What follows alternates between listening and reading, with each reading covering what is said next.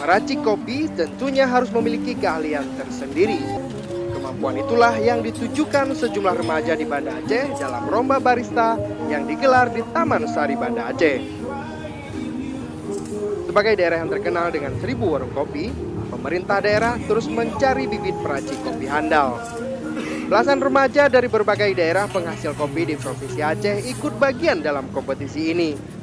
Dalam ajang ini, para barista harus menyiapkan 4 varian kopi espresso dalam tempo waktu 20 menit dengan menggunakan 4 peralatan pembuat kopi, seperti sifon, V60, French press, dan mesin.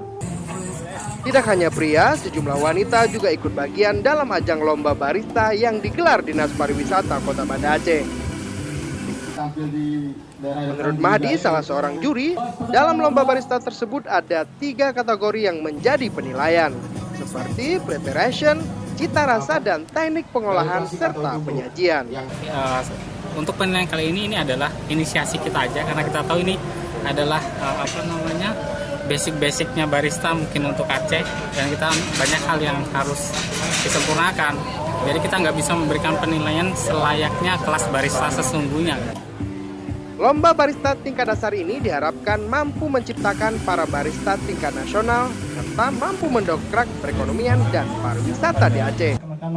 Dari Banda Aceh, Hero Saputra melaporkan untuk Aceh Video.